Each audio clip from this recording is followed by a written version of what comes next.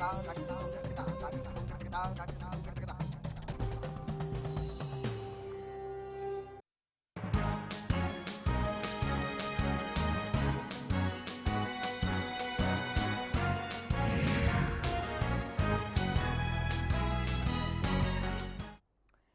CMO साहब ने खूब हंगामा किया, खूब ड्रामा किया।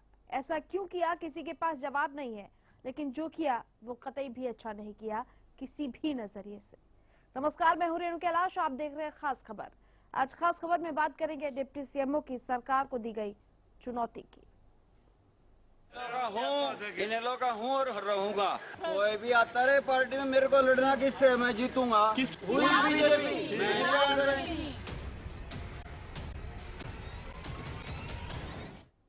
सबसे पहले आप एक रिपोर्ट देखिए, फिर चर्चा। जिंदाबाद। चौटाला साहब ने कहा था कि सिर्फ एडमिनिस्ट्रेटिव पोस्ट देंगे, नो पॉलिटिक्स। सरकार बदलेगी तो मैं एमएलए। सरकार बदल जाएगी। अरे ले लो, जितनी फोटो लेनी है ले, ऊपर दिक्कत। इनेलो के नाम की माला जपने वाले ये कोई इनेलो नेता नहीं है। ये साहब जींद के डिप्टी सीएमओ हैं, जो गए तो छापेमारी के लिए थे, लेकिन साहब ने सरकारी काम के दौरान सरकार की ही खूब फजीहत करा डाली। डिप्टी सीएमओ सतीश सुलेख ने सिर्फ इनेलो में ही गहरी आस्था नहीं जताई, बल्कि साहब ने यहाँ तक कह डाला कि बीजेपी कौन है, मैं किसी बीजेपी को नहीं जानता और न ही मुझे किसी का डर है।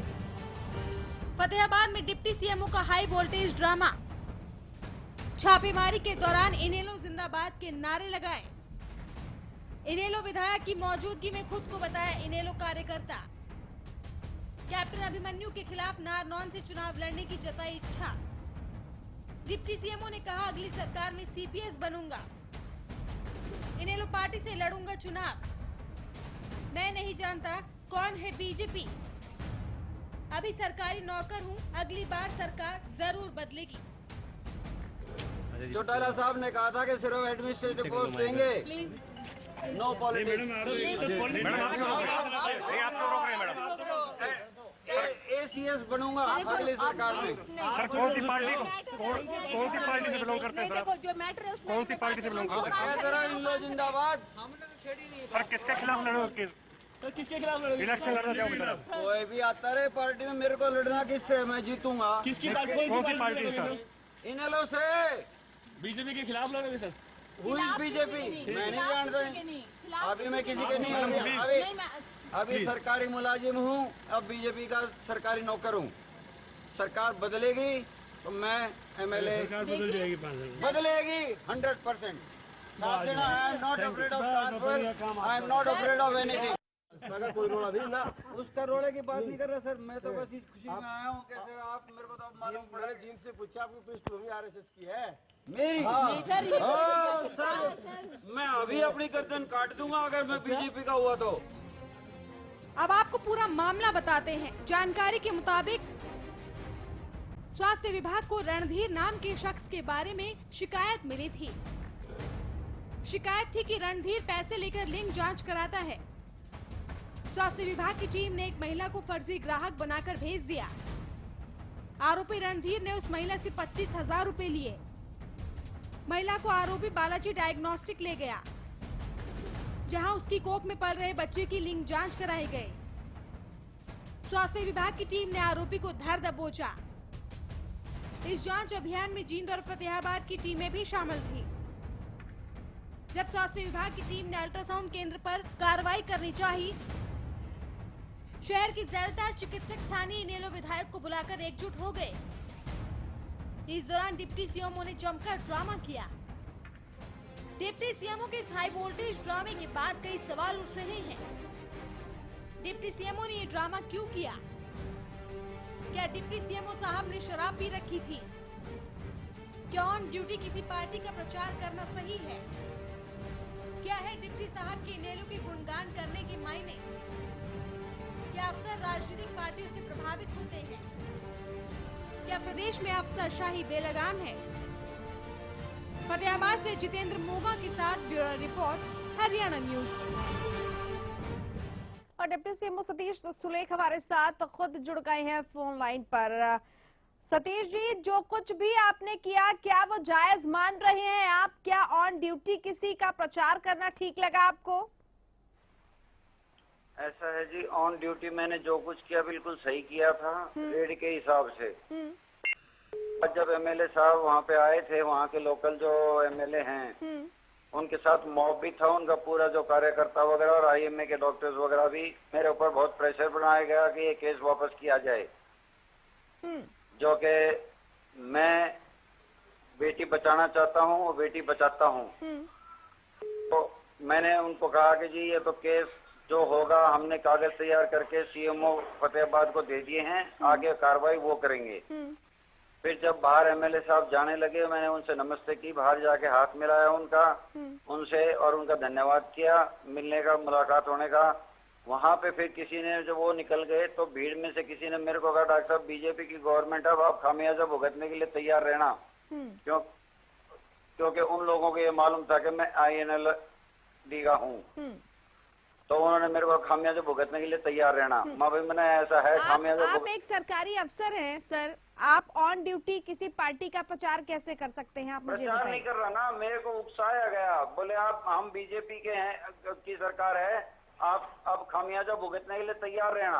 हाँ। तो जब मेरे को कोई इस तरह की धमकी देगा तो मैंने कहा भाई मैं इन लोगों से हूँ और मैं नहीं डरता, खामियाजा भुगतने को तैयार, मैं बेटियां बचा रहा हूँ और बेटी बचाता रहूंगा। अगर सरकार कुछ भी करती है, मेरे खिलाफ कार्रवाई करती है, मैं तैयार हूँ उसके लिए, लेकिन बेटी फिर भी बचाता रहूंगा। डॉक्टर हूँ। नहीं, आपने ये भी कहा कि आप अपनी गर्दन कटवा देंगे अगर आप बीजेपी के हो गए, तो ये किस तरह की राजनीति है और ये क्या शोभा देता है एक सरकारी अफसर को? आप किसी भी पार्टी में आस्था रखते हो, आप किसी भी पार्टी में आस्था रखते हो सतीश सुलेख जी, आप किसी भी पार्टी में आस्था रखते हो कि आपका ये करना जायज था?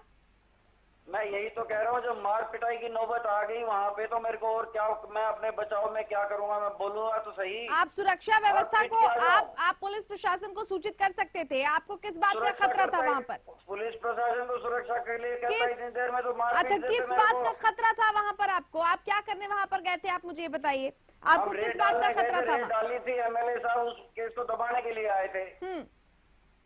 क्यों दबाने आए थे उस केस को? आगे अगले इलेक्शन में वोट लेने के लिए। डिप्टी सीएमओ साहब, मेरा सवाल ये है कि अगर आपको जान का खतरा महसूस हो रहा था और भी अधिकारी वहाँ पर मौजूद थे, आपने उनसे शिकायत क्यों नहीं की? कोई मौजूद नहीं था, मैं अकेला बाहर खड़ा था उस मॉब के बीच में। अच्छा, चलिए, आप डॉक्टर सतीश सुलेख बने रहे, हम आपसे बातचीत जारी रखेंगे। डॉक्टर अशोक चौधरी भी हमारे साथ जुड़ गए हैं, सीएमओ है फतेहाबाद के। डॉक्टर अशोक, ये जो कुछ भी हुआ, आप उसको क्या जायज मान रहे हैं, जो कुछ भी सीएमओ, डिप्टी सीएमओ साहब ने किया कैमरे के सामने?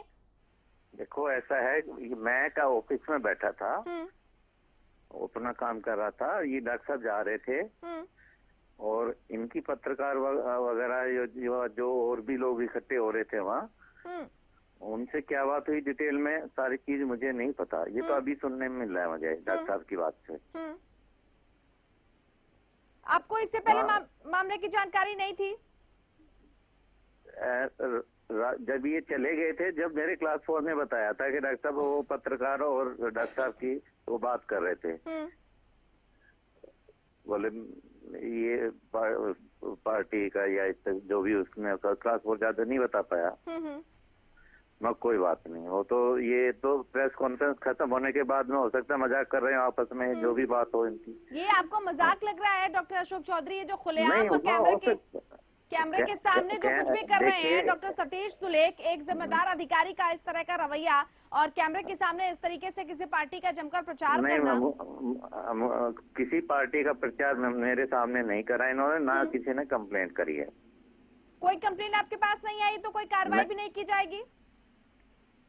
स्वतः संज्ञान नहीं लिया जाएगा इस मामले में कि आखिर एक ड्यूटी पर तैनात अधिकारी इस तरह का बवाल अगर कैमरे के सामने कर रहे हैं, ड्रामा कर रहे हैं, रिकॉर्डिंग आ रही है तो उसको देखा जाएगा, बिल्कुल डिपार्टमेंट को लिखा जाएगा, जांच की जाएगी इस मामले की। हाँ बिल्कुल। चले डॉक्टर अशोक, बहुत शुक्रिया आपका हमारे साथ बातचीत के लिए। डॉक्टर सतीश सुलेख हमारे साथ लगातार बने हुए हैं और इस बीच हमारे साथ बलवान सिंह दौलतपुरिया भी जुड़ गए हैं फोन लाइन पर, इनेलो से विधायक हैं। विधायक महोदय, इनेलो के प्रति आस्था दर्शाई है डिप्टी सीएमओ डॉक्टर सतीश सुलेख ने, ये क्या जायज लगता है आपको कि सरकारी ड्यूटी पर तैनात एक सरकारी अधिकारी इस तरह खुलेआम इनेलो के समर्थन का में गुणगान गा रहा है, बीजेपी सरकार की वहां पर निंदा कर रहा है, क्या ये जायज लगता है आपको? मुझे नहीं लगता सीएमओ साहब ने किस वे में अपने आप को इनेलो भगत का है। जहाँ तक प्राथमिक सदस्यता की बात है, हमारा पार्टी का प्राथमिक सदस्य सीएमओ साहब नहीं है। और जहाँ तक बात है, मैंने इनसे रात में मिला तो हमारे तो सीएमओ साहब से आपकी बात की, ये भी वहीं मौजूद थे। हमने इनको यही कहा था कि अगर हमारे डॉक्टर साहब निर्दोष है तो उन पे आंच नहीं आनी चाहिए। अगर वो दोषी है तो तुरंत उनके आप डायग्नोसिस सेंटर को सील करें, उनके खिलाफ विभागीय कार्रवाई करें, कानूनी कार्रवाई करें। और फतेहाबाद सीएमओ ने हमें आश्वासन भी दिया था कि किसी भी निर्दोष व्यक्ति के खिलाफ कोई कार्रवाई नहीं की जाएगी और दोषी किसी भी सूरत में बचा नहीं पाए। उसकी बातों से हम पूरी तरह सेटिस्फाई हो गए थे। उसके बाद में हम चले गए। जी दौलतपुरे साहब, लेकिन आपको क्या मैं ये सवाल पूछूं कि आपको ये जायज लगता है कि एक अधिकारी इस तरीके से किसी पार्टी में ऑन ड्यूटी आस्था जताए और अपने तमाम चीजों को ताक पर रख दे? नहीं, ऐसे एक सरकारी कर्मचारी को तो नहीं करना चाहिए, लेकिन जिस पार्टी के प्राथमिक सदस्य नहीं है उस पार्टी के गुणगान किस वे में कर रहा है। हो सकता है ये कहीं ना कहीं इनेलो के खिलाफ ही कोई दुष्प्रचार हो। दुष्प्रचार ये साफ तौर पर ये कह रहे हैं कि वो जब अगली बार चुनाव होगा तो एमएलए बन जाएंगे, एससीएस बन जाएंगे और पता नहीं क्या क्या बन जाएंगे। इस तरह के ख्वाब उन्होंने पाल रखे हैं। तो क्या ऐसा नहीं है कि पार्टी में किसी को उनके बारे में कोई जानकारी हो या किसी तरीके का उनका कोई संबंध हो इनेलो पार्टी से? ख्वाब पालना तो कुदरत का मानव स्वभाव है, कोई भी आदमी ख्वाब पाल सकता है। जहाँ तक ठीक की बात है, हमारी स्क्रीनिंग कमेटी है, हमारा संसदीय बोर्ड है, वो देखता है कौन व्यक्ति योग्य है, योग्यता आधार पर टिकट मिलती है। ऐसे कोई हम सड़क चलते आदमी को इनेलो पार्टी टिकट थोड़ी देती है, तो पुराने आदमी टिकट देती है। इनेलो पार्टी इनको जानती है? मेरे संज्ञान में बात नहीं, इनेलो पार्टी इनको जानती नहीं जानती। जहाँ तक मेरा व्यक्तिगत संबंध है, मैं नहीं जानता। अच्छा, चलिए बलवंत सिंह दौलतपुरिया जी, बहुत शुक्रिया आपका इस तमाम बातचीत के लिए। डॉक्टर सतीश तुलेख, आप बने हुए हैं क्या? डॉक्टर सतीश, आप सुन पा रहे हैं हमें? हाँ जी सुन पा रहा डॉक्टर हूँ। सतीश, आपको तो इनेलो में कोई नहीं जानता, फिर इतनी गहरी आस्था पार्टी में कैसे जाग गई कि आपने ऑन ड्यूटी या फिर सरकारी नौकरी में सेवारत रहते हुए एमएलए बनने का ख्वाब पाल लिया? आपको वहाँ पर कोई नहीं जानता? एक सेकंड जी, मैं बताऊं आपको कि मेरे को वहाँ पे जो इन लोग कार्यकर्ता आए हुए थे विधायक जी के साथ, उनके जाने के बाद वो मेरे पीछे उन्होंने मेरे मॉब में मेरे ऊपर हमला करने की कोशिश करी और इसके चलते मेरे को डर में इन लोगों के जिंदाबाद के नारे लगाने पड़े।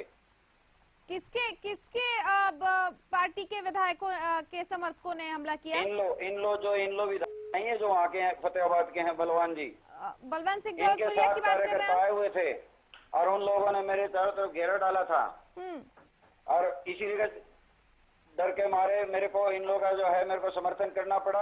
और अच्छा। ये जो ये विधायक जी कह रहे हैं ना, इनको इन लोगों में कोई नहीं जानता। मैं देवीलाल जी का भक्त हूँ और चौटाला साहब मुझे पर्सनली जानते हैं, दुष्यंत चौटाला एमपी साहब मुझे पर्सनली जानते हैं। बलवान साहब शायद नए आए हैं इन लोगों में, इसलिए इनको मेरे बारे में पता नहीं है। उस जान पहचान का आप क्या करेंगे डिप्टी सीएम मुझे साहब? कुछ नहीं करना जान पहचान का। फिर आप उसका गुणगान क्यों कर रहे हैं? गुणगान मेरे को जब वो लगा के ये लोग मेरे को मेरे साथ मारपीट करेंगे, मुझे नारे आप दो तरह की बातें कर रहे हैं डॉक्टर सतीश तुलेख। अभी आपने कहा कि लोगों ने ये कहा आपसे कि बीजेपी वाले आ गए हैं सत्ता में, तब आपके साथ कुछ भी हो सकता है। आपने एक बार ये बात की, अब आप ये कह रहे हैं कि बलवान सिंह दौलतपुरिया के समर्थकों ने आपको डराया धमकाया जिसके वजह से आप डर गए। ये किस तरह का कृत्य है, मैं समझ नहीं पा रही हूँ जी। के अंदर दोनों पार्टी के हो सकते हैं लोग। अच्छा ठीक है, लौटेंगे आपके पास, आप बने रहिए, हम आपकी बातों को क्रॉस चेक भी कर लेते हैं बलवान सिंह दौलतपुरिया से। बलवान जी, ये जो डॉक्टर सतीश तुलेख हैं वो आरोप लगा रहे हैं कि आपके जो समर्थक हैं उन्होंने धमकाया डिप्टी सीएमओ को और इस धमकाने के बाद वो डर गए, लिहाजा उन्होंने इनेलो के पक्ष में नारे लगाने शुरू कर दिए। अब इनकी कौन सी बात पे विश्वास किए? एक तरफ तो ये कहते हैं मैं जननायक चौधरी देवीलाल का भगत हूँ, दूसरी तरफ ये कहते हैं विधायक के समर्थकों ने मेरे पे हमला किया, मैंने डरते हुए इनेलो का कार्यकर्ता अपने आप को बताया। बताओ कौन सी बात पे इनपे विश्वास करें? हमारा वहाँ पे ऐसा कोई कार्यकर्ता नहीं था, हमारे सारे कार्यकर्ता अनुशासन में रहते हैं। आप वहाँ की वीडियो फुटेज देखिए, हमने सौहार्दपूर्ण वातावरण में बात करी थी, हमने डिप्टी सीएमओ को मैंने खुद इनको कहा था, कोई भी व्यक्ति आपके साथ मिसबिहेवियर नहीं करेगा, जो सच्चाई है आप हमें वो बताएं। अगर सच्चाई में वास्तव में डॉक्टर दोषी तो आप कार्रवाई करें। तो सीएमओ डिप्टी सीएमओ ने इन्होंने भी हमें आश्वासन दिया था, मैं निर्दोष के खिलाफ कार्रवाई नहीं करूंगा, और जो हमारे सीएमओ फतेह उन्होंने भी कहा था। अब डॉक्टर साहब बार बार आपकी बात बदल रहे हैं, तो मैं क्या कह सकता हूँ इसमें। डॉक्टर सतीश तुलेक, कुछ कहना चाहेंगे आप? मैं कोई बात नहीं बदल रहा, मेरे पास वीडियो रिकॉर्डिंग भी है विधायक साहब की, मेरे साथ जो वार्तालाप हुई है वो सब, और रिकॉर्डिंग्स भी हैं मेरे अच्छा, पास। क्या है उस रिकॉर्डिंग आप कहो में? तो मैं आपके पास सारी भिजवा दूंगा, हाँ, ऑफिस बता नहीं, दीजिए, आप वहाँ मुझे जाऊंगा। आप जरूर भेजिए उसको, अगर आपके पास वो प्रूफ है तो आप जरूर भेजिए। लेकिन आप बिल्कुल यहाँ पर भी भेजूंगा जी। बताइए कि क्या बातचीत हुई आपकी विधायक साहब से, और आपकी क्या बातचीत हुई, वो तो आप बता ही सकते हैं। हाँ, सारी बात हुई है ना, इस केस को लेके सारी बात हुई है, सारी समझाई है, सारी बात हुई है उनको। ही वाज सेटिस्फाइड कि हाँ ठीक है भाई डॉक्टर साहब आप जो बोल रहे हो सही है, और हमने भी ये कहा था कि हम किसी निर्दोष को टारगेट नहीं करेंगे। अगर यही बातचीत हुई तो इसमें गलत क्या है? तो गलत वही तो मैं कह रहा हूँ, गलत तो कुछ भी नहीं है। फिर आपको क्यों धमकाया गया? अब वो मेरे को क्या पता क्यों धमकाया गया। वो कह रहे हैं कि उनके किसी समर्थक ने आपको नहीं धमकाया। आप कह रहे हैं कि बीजेपी वालों ने आपको उकसाया। मैडम सुनिए, विधायक जी ने वहाँ ये कहा था सीएमओ साहब को, डॉक्टर चौधरी को, कि डॉक्टर साहब कहीं ऐसा ना हो कल सारे अस्पताल बंद हो जाएं और मरीज कोई मर जाएं, ऐसा एक्शन मत लेना, ध्यान रखना। ये भी एक धमकी है कि भाई जो है ना सारे डॉक्टर अस्पताल बंद कर देंगे। ये आप धमकी दे रहे हैं डॉक्टर मैं सतीश नहीं दे तुलेक? रहा, विधायक जी ने कहा था। अच्छा, अगर मुकर जाते तो मेरे पास रिकॉर्डिंग है। बलवान जी, गिव यू एवरीथिंग। इस तरह की कोई बातचीत आपकी हुई डॉक्टर सतीश तुलेक से? मेरी डॉक्टर सतीश से बात नहीं, मेरी सीएमओ साहब से इस तरह की बात हुई थी। जब आईएमए के पदाधिकारी डॉक्टर लोकबार थे, उन्होंने मेरे को कहा था कि अगर इस तरह हमारे साथ जाती होती रही तो हम भी ये हड़ताल करते रहे। अगर प्रतिवाद में इस तरह गलत कामों पे हड़ताल हो जाए तो फिर हमारे मरीजों कौन देखे। तो मैंने सीएमओ साहब कहा ये व्यवस्था दुरुस्त करना आपका काम है, अगर आप निर्दोष के खिलाफ कार्रवाई करोगे तो आईएमए वाले भी कल को सफाई कर देंगे, अपनी व्यवस्था खराब हो जाएगी। उन्होंने आईएमए के सभी पदाधिकारियों को बुलाया, रूम के अंदर मैं बैठा, डॉक्टर ये डिप्टी सीएमओ साहब ये सुरेश जी बैठे, और उन्होंने आश्वासन दिया था कि निर्दोष के खिलाफ कार्रवाई नहीं होगी। तो आईएमए ने कहा भी बस हम ये भी चाहते हैं निर्दोष के खिलाफ कार्रवाई नहीं होनी चाहिए, और दोषी के खिलाफ तो सारा प्रतिवाद शहर चाहता है भी दोषी के खिलाफ कार्रवाई होनी चाहिए। यही तो बात थी, और बात बड़ी सौहार्दपूर्ण वातावरण में हुई थी, कोई धमकी वाली बात नहीं थी। ये डिप्टी सीएमओ साहब क्यों बार बार अपने बयान बदल रहे, मेरी समझ से परे की बात। डॉक्टर सतीश तुलेक बार बार बयान क्यों बदले जा रहे हैं, और सौहार्दपूर्ण वातावरण में बातचीत हुई? और दूसरा एक सवाल मैं आपसे ये भी पूछना चाहूंगी, मैंने कोई स्टेटमेंट चेंज नहीं की, मैं आपको सारी रिकॉर्डिंग दूंगा मैडम। नहीं नहीं नहीं नहीं, आप लगातार स्टेटमेंट बदल रहे हैं। एक बार आप ये कह रहे हैं कि इनेलो वालों ने आपको धमकाया, दूसरी बार आप ये कह रहे हैं कि बीजेपी वालों ने आपको उकसाया, और आपने कहा कि कैप्टन अभिमन्यु के खिलाफ थी, कभी बीजेपी वाले कभी इन लोग वाले, मैं क्या करूं, मैं तो डॉक्टर हूं एक। डॉक्टर सतीश तुलेक, आपने बचा कहा रहा कि हूं, आप कैप्टन अभिमन्यु के खिलाफ चुनाव लड़ेंगे अगली बार, किस बेसिस पर कहा आपने? हाँ जी, आपने कहा कैप्टन अभिमन्यु के खिलाफ आप चुनाव लड़ेंगे? हाँ कहा था। हाँ, क्यों कहा था आपने? क्या ऐसी कोई मंशा आपको? पत्रकार मेरे से पूछ रहे थे। क्या पूछ रहे थे? मेरे को बार बार क्या पूछ रहे थे? क्या जी आप इन लोग का है, इन लोग के बोल रहे हो जिंदाबाद के नारे लगाए आपने, तो क्या आप इन लोग पार्टी के वहाँ? एक चीज बताइए डॉक्टर सतीश तुलेक, आप ऑन ड्यूटी होकर इनेलो के जिंदाबाद के नारे लगाएंगे और पत्रकार आपसे सवाल भी ना पूछे? कभी आप ब्लेम कर रहे हैं इनेलो को, कभी आप ब्लेम कर रहे हैं बीजेपी को, कभी आप ब्लेम कर रहे हैं मीडिया वालों को। तो आपका खुद का कोई स्टैंड नहीं था वहाँ पर? मीडिया में जो भी करना है आप कर दीजिए, डिपार्टमेंट जो करेगा मुझे मंजूर है, लेकिन मैं डॉक्टर हूँ, डॉक्टर रहूंगा, बेटियां बचाता रहूंगा। That's all, final. I am not going to talk more than this. चलिए डॉक्टर सतीश तुलेक, आपके पास बताने के लिए बहुत कुछ नहीं है, और मुझे लगता नहीं है कि आप कुछ बता पाने की स्थिति में हैं। हालांकि आप क्या कहने की कोशिश कर रहे हैं ये बात भी समझ से परे है। हमारे साथ सुनीता दुग्गल फोन लाइन पर इस वक्त जुड़ चुकी हैं। सुनीता दुग्गल जी डिप्टी सीएमओ साहब हैं जींद के, जिन्होंने जमकर ड्रामा किया कैमरे के सामने। थोड़ी देर पहले वो हमारे साथ जुड़े भी हुए थे, और वो इनेलो जिंदाबाद के नारे वहां पर लगा रहे थे। दरअसल एक केस के सिलसिले में ये सारे डॉक्टर्स एक जगह इकट्ठा हुए थे, जहां पर डिप्टी सीएमओ साहब भी मौजूद थे। उसके बाद अचानक पता नहीं क्या हुआ कि वो इनेलो के समर्थन में आ गए। अब जब उनसे पूछा जा रहा है कि वो सरकारी नौकर होते हुए भी, सरकारी ड्यूटी पर तैनात होते हुए भी लगातार इनेलो के नारे क्यों लगा रहे हैं, बड़ा गोलमोल सा जवाब दे रहे हैं। क्या आपको ये मैटर पता है? सुनीता दुग्गल जी, आप सुन पा रही हैं हमें? जी जी जी, आप मुझसे मुखातिब हैं जी। जी, आपने सुना मैंने क्या सवाल पूछा? जी मैंने सुना, लेकिन मुझे नहीं मालूम था कि आप मुझसे बात कर रहे हैं, तो थोड़ा सा एक बार ब्रीफ में फिर से बता देंगे तो मैं डिप्टी सीएमओ जींद की बात कर रही हूँ, जिन्होंने कैमरे के सामने जमकर ड्रामा किया। अगर आप चाहें तो फुटेज भी आप देख सकती हैं, जिसमें वो इनेलो जिंदाबाद के नारे लगा रहे थे और बोल रहे थे कि बीजेपी सरकार सत्ता में दोबारा आने वाली नहीं है। और वो आरोप लगा रहे थे कि बीजेपी के कार्यकर्ता उनको लगातार उकसा रहे थे। और उसके बाद उन्होंने आरोप लगाया कि इनेलो के लोग उनको धमका रहे थे, जिसकी वजह से मजबूरी में आकर उन्हें इनेलो जिंदाबाद के नारे लगाने पड़े। हालांकि इस अधिकारी का जो भी कृत्य है वो समझ से परे है। अब सवाल ये है कि क्या ऐसे अधिकारी के खिलाफ क्या कोई कार्रवाई की जाएगी जो कि ड्यूटी की संवेदनशीलता को नहीं समझता है और बहुत अजीब तरीके की बातें कर रहे हैं वो? नहीं, बिल्कुल देखिए, इसको जो है बिल्कुल संज्ञान में लिया जाएगा कि क्योंकि देखिए जो भी गवर्नमेंट ऑफिसर है वो गवर्नमेंट ऑफिसर जो है वो अकाउंटेबल है गवर्नमेंट के लिए। उसमें दैट इज इमटेरियल कि वो कौन सी पार्टी की गवर्नमेंट है।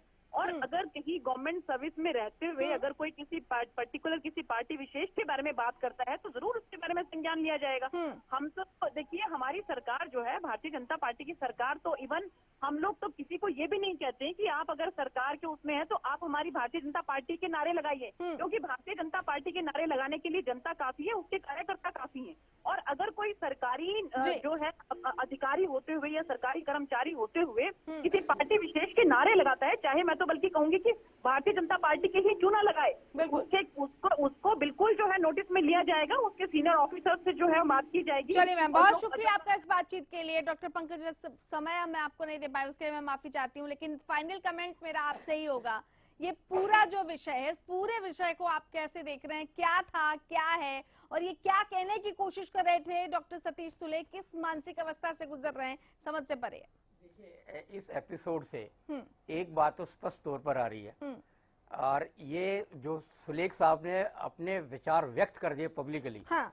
अभी भी हरियाणा सरकार में बहुत सारे ऑफिसर्स, आईपीएस, आईएएस, डॉक्टर्स में, बाकी में ऐसे हैं जिनकी लॉयल्टी अभी भी कांग्रेस के साथ, इन लोगों के साथ है। हाँ। ठीक है, और वो आंतरिक भावना वो आवेश में आकर सुलेख जी वहां व्यक्त कर गए, क्योंकि जब इन लोग के विधायक ने इन पर दबाव डाला तो शायद इन लोग के विधायक को और उनके समर्थकों को ये बताने की कोशिश इन्होंने की कि भाई मैं भी इन लोग का ही समर्थक हूँ, मैं भी इसी का हूँ। वो भावेश में बह गए।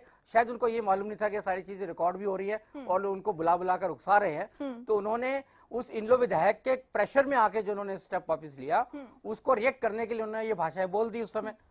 और इसे क्या हुआ, ये भाषाएं कोई अपने आप तो तुरंत में तो बोली नहीं है, ना कोई भीड़ का दबाव है, ना कोई और चीज है। हाँ। ये जो इनके अंतर्मन में जो सालों से जो लॉयल्टी सरकार के इन लोग के प्रति रही है, देवलाल के प्रति रही है, वो व्यक्त हो गई है। और ये अकेले अधिकारी ऐसे नहीं है, इस सरकार में बहुत सारे अधिकारी है जिनको व्यक्तिगत रूप से जानता हूं, जो बहुत लॉयल है। तभी आज भी इस सरकार में इन लोग के कार्यकर्ताओं के, कांग्रेस के कार्यकर्ताओं के काम ज्यादा होते हैं। बीजेपी के लोग अभी भी दुखी है, कार्यकर्ता दुखी है, अभी भी लोग इनके पास जा रहे हैं। आप इसी से अंदाजा लगा लीजिएगा कि वहां पर भी इन लोग के विधायक तो वहां पहुंच गए रक्षा करने के लिए, लोग इन लोग के विधायक के पास तो पहुंच गए, बीजेपी के लोगों के पास नहीं पहुंचे। बीजेपी के लोग आगे नहीं आए क्योंकि उनको मालूम था कि वो इसमें वो नहीं है। पर एक बात मैं बहुत इंपॉर्टेंट कहना चाहूंगा कि ये जिस तरह की सुलेख साहब जो आके इन्होंने यहाँ पे जो स्ट्राइक किया, वो इसके लिए सक्षम ही नहीं थे। बिल्कुल, वो एक दूसरी डिस्ट्रिक्ट में जाकर इस तरह का काम कर ही नहीं सकते थे। इसलिए विभाग को इनको अनऑथराइज रेड मारने के लिए और इस तरह का व्यवहार करने के लिए तुरंत प्रभाव से निलंबित करना चाहिए। सवाल मेरा था कि क्या ऐसे लोगों के खिलाफ कोई कार्रवाई नहीं होती? मुझे लगता है कि अभी तक तो इसके अगर सरकार इसके आज की तारीख में इनके सस्पेंशन के ऑर्डर्स नहीं जारी करती है तो इससे अपंग सरकार नहीं हो सकती। बिल्कुल, बहुत शुक्रिया सर आपका इस खास चर्चा में शामिल होने के लिए। तो एक डिप्टी सीएमओ का इस तरीके से सरकार को खुलेआम चेतावनी देना, और आपके माध्यम से बिल्कुल चर्चा को आगे बढ़ाइएगा। बिल्कुल, ये आज की तारीख में पिछले 2 महीने से बहुत सारी फेक झूठी वारदातें इस सुरेख जैसे डिप्टी सीएमओ ऊपर से किसी एक अधिकारी के नेतृत्व में जगह जगह जाकर झूठी रेड्स डॉक्टर्स पे मार रहे हैं, उनको जेलों में भेज रहे हैं। इस पर आप कृपया इस चर्चा को आगे बढ़ाएं। बिल्कुल, इस चर्चा को हम आगे जरूर बढ़ाएंगे। अभी फिलहाल वक्त की हमारे पास कमी है। बहुत शुक्रिया आपका। खास खबर में फिलहाल इतना ही। इनेलो का हूँ और रहूंगा। कोई भी आता रहे पार्टी में, मेरे को लड़ना किससे, मैं जीतूंगा।